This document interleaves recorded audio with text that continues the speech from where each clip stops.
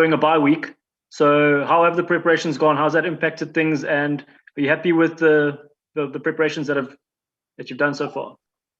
Yeah, I think in a short week it actually catches you quite quickly. You only really got Monday and Tuesday to prepare, and Saturday have to give the guys a day off. So, but I mean, having a bye week last week, I know the Springboks weren't around, but we got through quite a bit of work with the rest of the squad, and I think our Tuesday session was arguably one of our best, sort of high speed, high intensity sessions we've had. So, yeah, pretty happy. Yeah.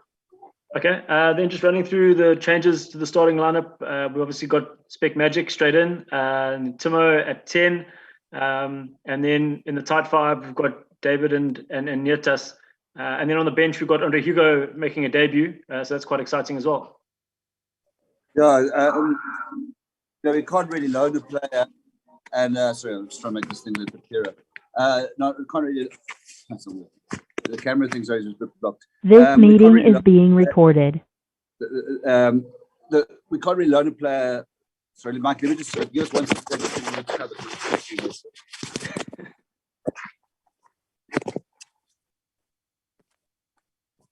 That should be better. We can't really loan a player in the interest of trying to get him exposed to the national cause and then not choose him. And the other issue was Sergio.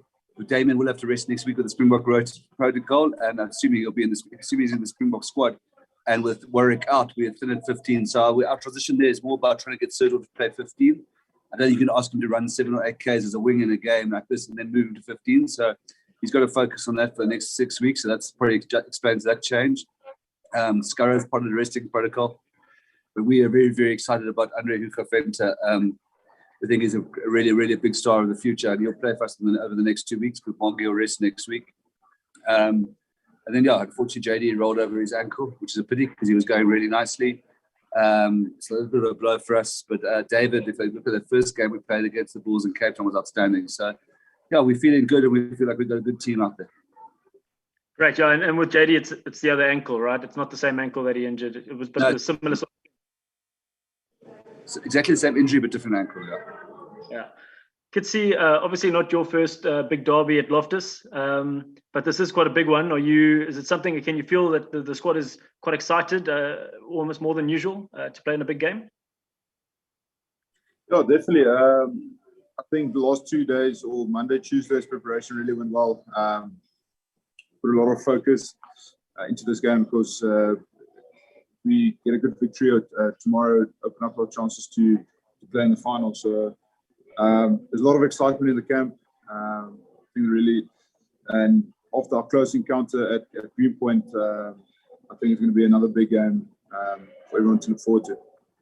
Yeah, I mean, just thinking about when you started your career, Kitsy, the Stormers used to tour really, really well. Remembering like 2012, 2013, you go overseas and win most of your games. Now we've won 2 games in a row on the road. It's not quite New Zealand and Australia, but good spirit within the camp that the guys are actually performing away from home. Yeah, definitely.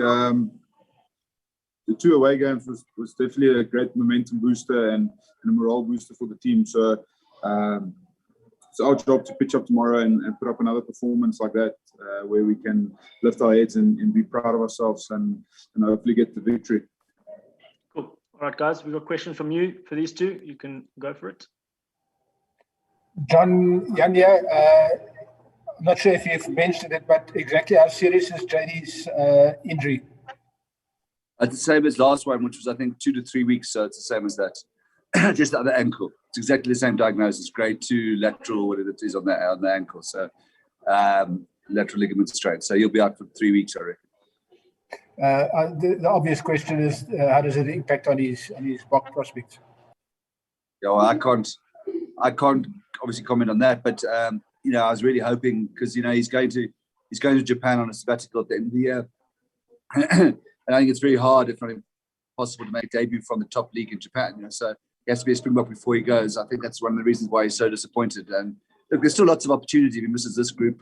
There's still a rugby championship and an end of year tour. But I think Kitsy and I both know what a good player he is, and his best is certainly an international lock. So I just hope he gets another chance to prove himself in the next few weeks. I imagine it's got some impact in the short term, yeah. The Bulls They've got Ivan in at scrum half, Morna at fly half, and interestingly also Marcel Coetzee is there. I mean, just from the halfbacks, do you think it's fairly obvious that they're going to be playing a percentage-orientated game, putting you guys under pressure with kicks, and then just what you make of the Marcel Coetzee selection? Yeah, I think it's I think we know what the Bulls. I think we all know how the Bulls are going to play it. I think bringing Ivan straight back in is as you said, clear sign of intent of how they want to play. Obviously, got a much more experienced halfback partnership than us, with experience, we also have knowledge as to how they play because you know the players really well. It's a really good combination. I feel a bit for Marco. He's been one through Super Rugby and Locked and Currie Cup and this tour. He's been absolutely brilliant. I mean, we've talked a lot about him in his breakdown work in the week.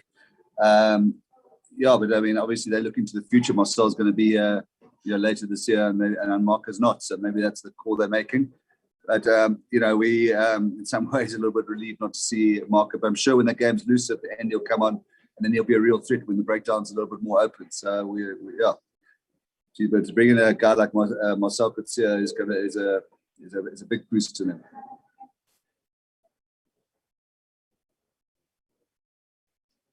Dobbo, just a bit away from the Rainbow Cup, the fixtures were announced for the Currie Cup starting middle of the month or so.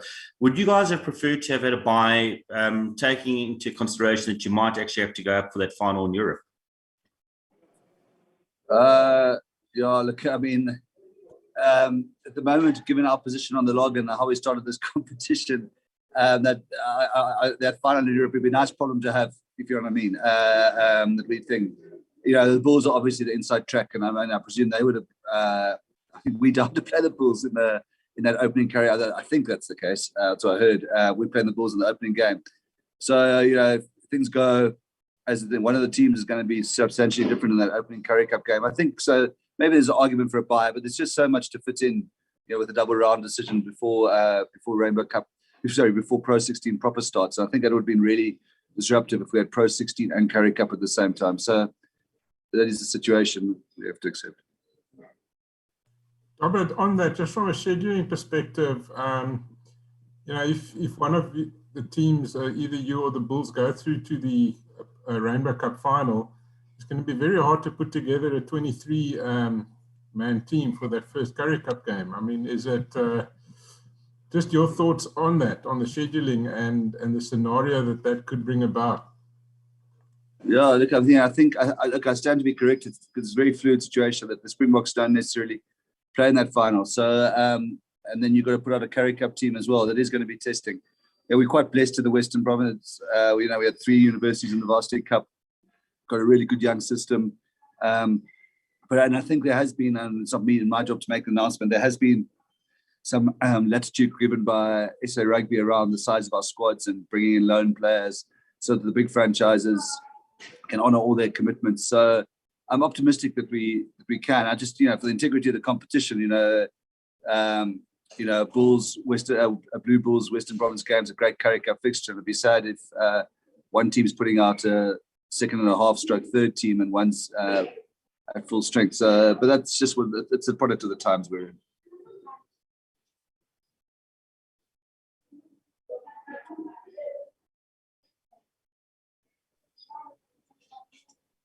Dobbo, you mentioned earlier about Andre Geventer, how excited you are about him. What do you think we'll see of him in the next 2 weeks? What side of his game will be coming out? He's you can't really see his dad playing hooker, if you know what I mean, Steve. But it's the hooker version of his dad. So tough, high speed, high aggression, intense work rate, very competitive. Look, he's going to have to still learn. He's 19-year-old. I mean, a hooker won't know all the nuances of the scrumming and, he's throwing over. That's still a dark art that takes a couple of years. But I think you'll see his intensity in general play. Covers ground quickly, really competitive, really aggressive. It is young for a hooker, but we really, the sooner we start the journey, I mean, he gets the privilege of playing with Stephen Kitsoff and Frans Maherba and Ali Vermaak. It will only enhance his career. But I think we're going to be delighted with him. It's very tough, Steve, like his dad. with the Bulls, in the last game, they found quite a bit of space out wide. The cross-kicking game that was quite productive for them. Obviously, you know, they've got good kickers in this week. So is that something that you pretty much, with the way you play, perhaps on defense, you leave a little bit of space there, or is it something that you're planning for and to try and close those gaps? Yeah, I mean, they could have had another one. I think Madosh dropped one with wide open, didn't he? And Chris Smith got us with one in the Curry Cup in that game we just lost. I think that was the last try. So no, we can't ignore that anymore. You know, we were much too tight in Cape Town. I think one, and maybe the Madosh drop, was when this Thug Kitsov was off the field with the yellow card, and we got tight. But Steve, this is something we've addressed. We have to get more width on the fence. I mean, now absolutely superlative. Mornay Steyn is a world leader when it comes to those kick passes, or the whatever you want to call those cross kicks, the fades, or whatever we call them. So we're well aware of that, and we have to get wider on defence. Stephen, Percival Young here. Good day, Coach Dobson. Stephen, apologies for being late to this press conference. Stephen, ek net vra, as mens kyk na julle span, jou afrotter, julle keerders daar in die Weskaap het 'n redelike volsterkte groep gekies vir hierdie wedstryd. As mens kyk na wat tans in die lig aangaan in Suid-Afrika rondom die nasionale rugby, as jy as leier en jou span as julle gefokus op die taak wat môre op julle lê, is julle enigstens gedistract, jammer die Engelse woord gebruik, distract deur wat by Springbok rugby aan doen? Ja, vir ons is persoonlik 100% ingekoop in die laaste 2 games van die Rainbow Cup. Ek dink as ons groep, as internasionale spelers by ons, almal grootlik invested, as ek dit so kan stel, in die laaste 2 rondes van die ek sê Rainbow Cup. Daar is ons sien dit ook as fiksheid en voorbereiding, en ons is goed as moontlik speel om in vorm te kom, om vir as ons benodig word vir die bokke om reg en fiks te wees, maar op die oomblik is al die belange net by die Stormers. And Coach, obviously you expect your national players not hold anything back and put everything on tomorrow in Pretoria? No, listen, it's a massive game for us. It determines, how far we go in this competition. It's, for us in this funny way, it's like a quarterfinal. It's a derby. We've had a history of close results against these guys. If we could do well up here tomorrow night, it changes the whole thinking around us and our team and our status in South African rugby. So we're playing for a lot tomorrow night. Yeah. I'm probably stating the obvious, but these are all, especially, sorry, I'm with the utmost respect to the biggest squad, but if you look at some of your international players, these are all professionals. They know that they need to give their all in this match. If you guys have any hopes of possibly playing a final if this international competition, the Rainbow Cup? Yeah, I'll answer like no, definitely. It's for us as a group of players. This game is just as important as any other game that you put over the Stormers jumper. It's even not more important. So I think the commitment and the effort that you can see during the week's build-up, some of the guys who stayed behind didn't go to the block camp, the work they put in. So it really shows that there's great commitment and willing to sacrifice for this team every weekend. So I feel the team is in a really good space. So just need to pitch up tomorrow and come up with a great performance.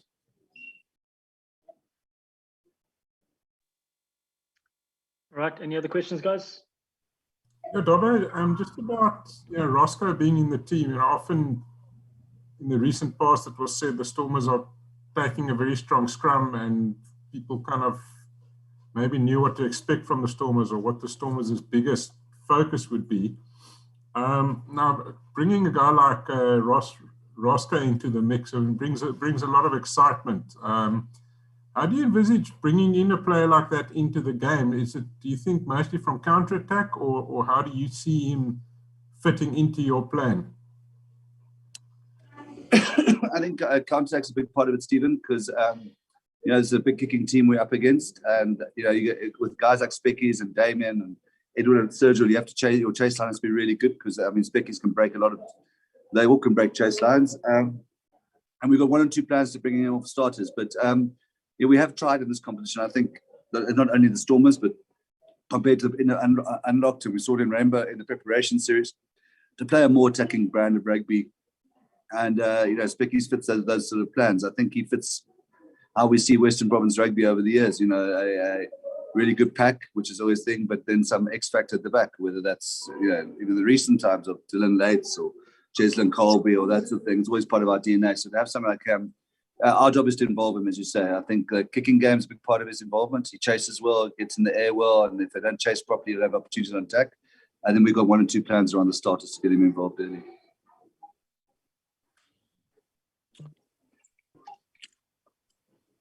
Okay.